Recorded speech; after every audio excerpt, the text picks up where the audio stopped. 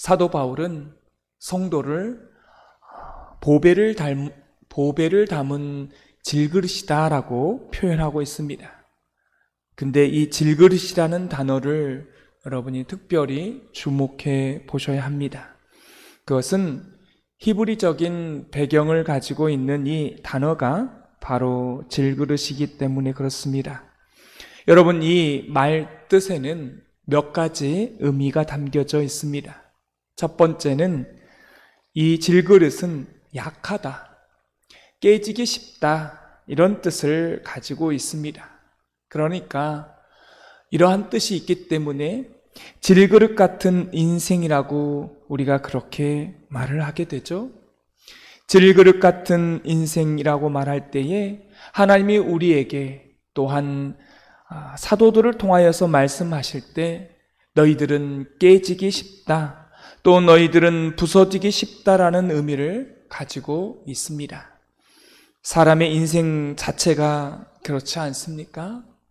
견고한 것처럼 보이는 것처럼 보이지만 그 견고함이 한순간에 무너지는 경우를 참 많이 봅니다. 육체의 건강도 마찬가지입니다. 그 조그마한 바이러스 하나 때문에 우리가 이 3년을 동안에 예배도 제대로 많이 못 드리고 그 코로나로 인하여서 얼마나 많은 사람들이, 수많은 사람들이 죽었는지 모릅니다. 전쟁으로 죽은 숫자보다 이 바이러스 감염으로 죽은 사람이 많다고 합니다. 그렇게 강건해 보였던 사람이 어느 날 갑자기 하나님께 부름을 받는 경우가 얼마나 많이 있습니까? 올 때는 순서가 있지만 갈 때는 순서가 없다는 사실을 여러분 잘 알고 계실 것입니다. 사람의 인생이 얼마나 연약하냐면 사람의 날숨과 들숨이 멈추는 날이요, 죽는 날입니다. 태어나면서부터 계속 그렇게 쉬었던 들숨과 날숨이 한 번도 멈추지 않고 그렇게 계속 쉬지만 어느 날 갑자기 그 날숨과 들숨이 멈춘다고 하는 거죠. 그 멈추는 날이 죽는 날입니다. 사람은 이렇게 연약해요. 깨지기 쉽습니다. 이걸 인정하는 데서부터 사실은 예수님을 잘 믿을 수가 있습니다. 그래서 우리는 주님께서 부르시면 오늘이라도 갈 수밖에 없는 그런 질그릇의 인생이라는 것을 우리 항상 기억해야 합니다. 전에 교회에서 이런 분들을 저는 여러 번 보았습니다. 날마다 운동을 쉬지 않아요. 새벽 예배 드리고 나면 날마다 걷고 운동을 하시는 분인데, 또 이분은요, 경희대의 딸과 사이가 의사예요. 그래서 6개월마다 정기검진을 받게 되는데 이분이요, 병에 걸린 겁니다. 그것도 간이 3분의 2가 다 이렇게 손상이 돼가지고 더 이상 간 이식도 안 되고 그래서 살 수가 없다는 거예요. 그래서 그 은퇴 장로님이신데 제가 임종기도를 한 다음에 얼마 후에 돌아가셨습니다. 또 한 분은 교회 버스 운전을 하시는 집사님이셔요. 주일날 버스 운전을 하시고 평일날은 새벽에 음식물 쓰레기를 수거하는 그러한 차를 몰고 다니시는 집사님이셔요. 한 10년, 거의 20년 가까이 그거를 하면서 참 몸도 약하신데 그래도 그걸 잘 하시면서 하셨고, 이제 노년에 쉬려고 그렇게 이제 일도 그만하셨는데 갑자기 아프셔서 입원하셔서 40일 만에 돌아가셨습니다. 그분도 제가 아산병원의 중환자실에 가서 임종기도를 하고 돌아가셨어요. 참 이렇게 인간이 연약하다라는 생각을 많이 했습니다. 정말 우리는 질그릇과 같은 존재들입니다. 강한 것 같지만 연약할 때는 한없이 연약한 모습이 바로 우리들입니다. 두 번째, 이 질그릇이라는 단어의 뜻은요, 값싸다라고 하는 뜻입니다. 이게 싸구려다고 하는 뜻으로 히브리적으로 그렇게 질그릇의 의미를 가지고 있습니다. 이건 도자기다라고 하는 의미가 아니고요, 진흙으로 빚어서 그냥 불로 구운 겁니다. 싸구려예요. 싸구려, 흔한 것입니다. 이런 의미를 이 질그릇이라고 하는 게 있습니다. 또한 세 번째 의미는 본래 재료가 흙이다라고 하는 의미를 가지고 있습니다. 하나님께서 사람을 창조하실 때 흙으로 창조하셨습니다. 그래서 우리가 죽으면 다 흙으로 돌아가지 않겠습니까? 흙으로 와서 흙으로 돌아가는 것이 우리의 인생입니다. 또한 네 번째 의미는, 질그릇이라는 의미는 순간적인 존재라는 것입니다. 여러분, 우리는 영원한 존재가 아니에요. 너는 흙으로 와서 흙으로 돌아가라는 말, 여러분 말씀 가운데 있지 않습니까?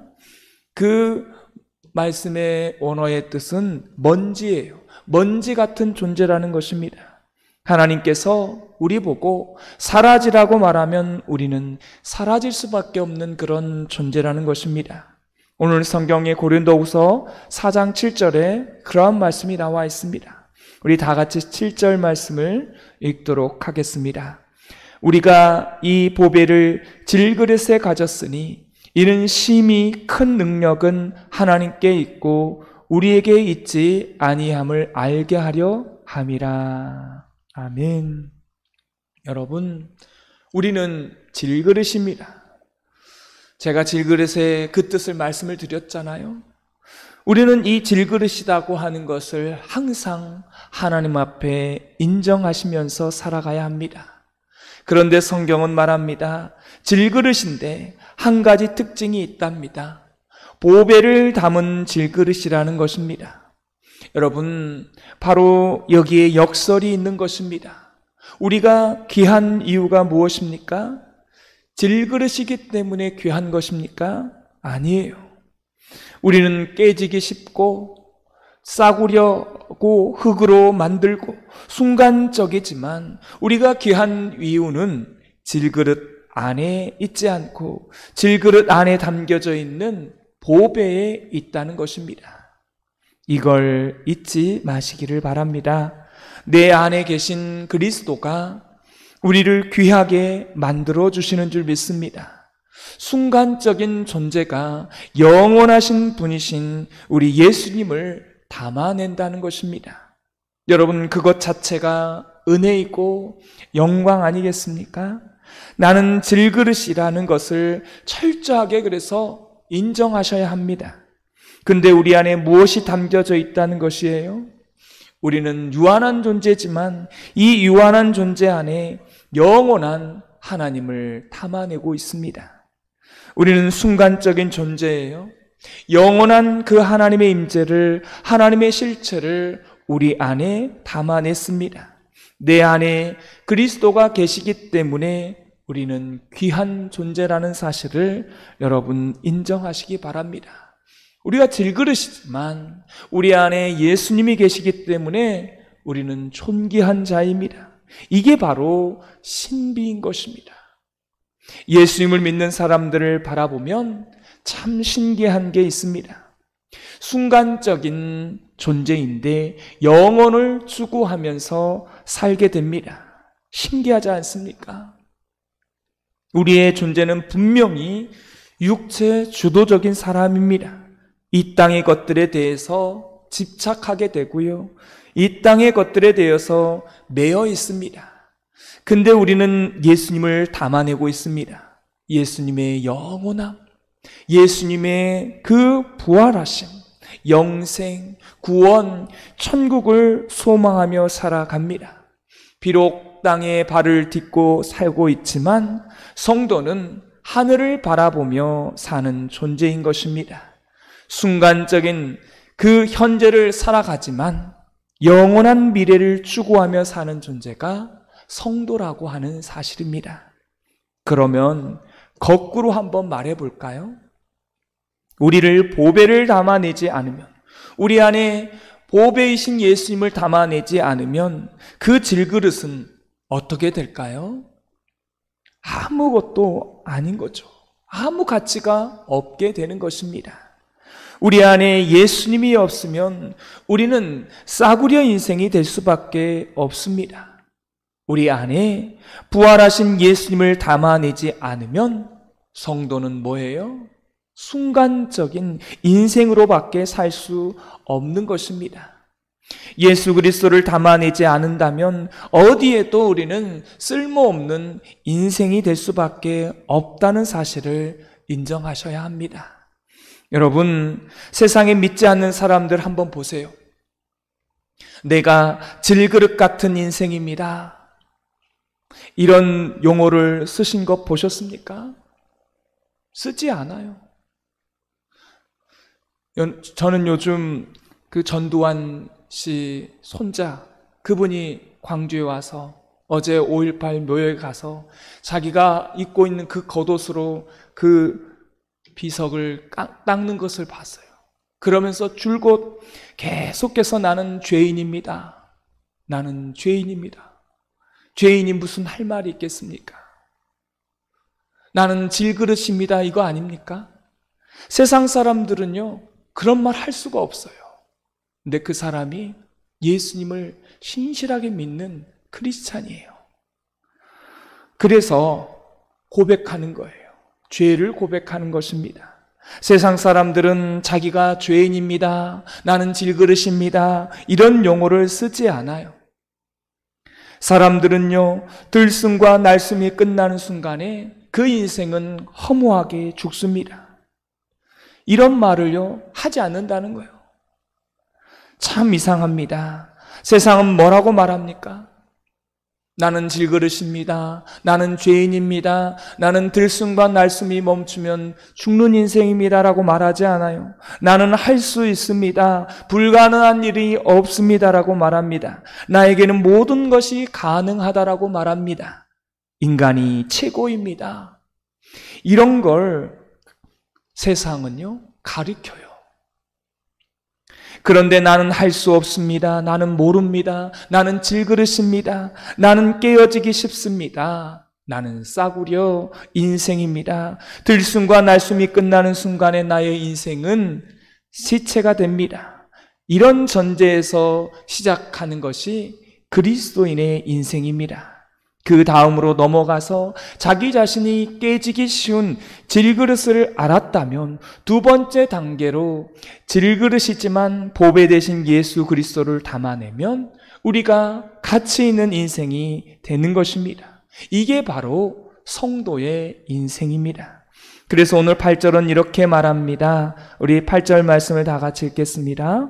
우리가 사방으로 우겨쌈을 당하여도 쌓이지 아니하며 답답한 일을 당하여도 낙심하지 아니하며 박해를 받아도 버림받지 아니하며 거꾸로 트림을 당하여도 망하지 아니하고. 아멘. 우겨쌈을 당할 수 있어요. 그러나 하나님은 우겨쌈을 당하지 않습니다. 우리는 답답한 일을 당할 수 있습니다. 그러나 그 답답한 일이 우리 인생을 전부 다 좌절시키지 않습니다. 우리는 박해를 당할 수 있어요. 충분히 그럴 수 있습니다. 그러나 그 박해에요, 굴복하지 않는다는 거예요. 거꾸로 트림을 당할 수 있습니다. 그러나 우리는 우리의 신앙을요, 포기하지 않습니다. 왜 그렇습니까? 왜 순교하고 왜 신앙을 그렇게 고난이 와도 포기하지 않는 것입니까? 우리 질그릇에 보배 되신 예수님을 담아냈기 때문에 그런 것입니다. 여기서 중요한 전제가 있습니다. 그래서 오늘 성경은 말합니다. 예수님을 믿으면 거꾸로 트림을 당할 수 있고 우겨쌈을 당할 수 있습니다. 그런데 기독교는 부활이 주어지며 최후 승리가 주어지는 줄 믿습니다. 왜냐하면 보배 되신 예수님을 담아냈기 때문에 그래요. 내일은 종료주일입니다. 고난을 앞두고 있는 예수님은요, 미리 승리를 선포하십니다. 고난을 안 당하는 게 아니에요. 십자가를 안 지는 게 아니에요. 고난이 있지만 최후 승리 부활이 있음을 믿는 이 믿음이요, 현재의 고난을 이겨내고 승리할 수 있다는 것입니다. 저와 여러분은 항상 우리가 질그릇임을 인정하고 항상 깨질 수 있는 존재입니다. 사실은 보배를 드러내려면 어떻게 해야 돼요? 질그릇인 우리가 깨져야 하는 겁니다. 그래야 내 안에 계신 예수 그리스도, 내 안에 계신 보배 되신 그 예수님이 드러날 수 있는 것입니다. 그러나 중요한 것은 내 안에 계신 보배 되신 예수님 때문에 우리의 인생의 가치를 부여해야 성도가 온전해지고 교회가 온전해지는 줄 믿습니다. 우리가 기도도 마찬가지예요. 우리가 기도를 하잖아요. 우리가 하나님께 많은 기도를 합니다. 이것도 주십시오. 저것도 주십시오. 사실은 다 질그릇에 불과합니다. 예수님을 담아내는 질그릇만이 의미가 있고요, 가치가 있습니다. 그래서 예수님을 좋아하고 예수님을 드러내고 예수님과 그런 친밀한 하루가 되시기를 주님의 이름으로 축원합니다. 오늘 말씀의 느낌과 깨달은 점을 적어보시고 하지 말아야 될 것과 해야 될 것 적어보시고 이 말씀대로 사는 하루가 되게 해달라고 기도하는 시간 갖겠습니다. 참 좋으신 하나님, 저희가 질그릇임을 인정합니다. 깨어지기 쉽고 부서지기 쉽고 연약하고 연약한 존재입니다. 싸구려 그릇이며 흙으로 먼지로 만들어진 존재이며 순간적인 존재입니다. 그런 우리를 보배로 우리 안에 담아주셔서 질그릇인 우리 안에 보배 되신 주님이 담겨 있어서 우리가 가치가 있고 우리가 귀한 존재임을 믿습니다. 하나님, 우리가 그러한 존귀한 자이기에 하나님 앞에 어떠한 고난과 어떠한 환난이 온다 할지라도 그 귀하신 보배 되신 주님 때문에 우리는 승리하고 부활을 또한 소망하며 살아갈 수 있습니다. 현재의 고난, 순간적인 이 삶 가운데에서 우리가 하나님 십자가를 지지 않는 것이 아니라, 우리가 우겨싸움을 당하지 않는 것이 아니라, 고난이 오고 어려움이 올지라도 그것에 굴복하지 아니하고 부활을 꿈꾸며 부활을 소망하며 그 고난을 이겨낼 수 있습니다. 하나님, 우리의 삶 가운데에 이러한 신앙, 이러한 믿음으로 승리의 삶을 살아가게 하여 주옵소서. 내일은 종료주일이며 순환주일입니다. 예배 가운데 은혜를 부셔서 하나님을 깊이 만나며 십자가의 은혜를 깊이 체험할 수 있는 시간 되게 하여 주옵소서. 예수님의 이름으로 기도드려옵나이다. 아멘.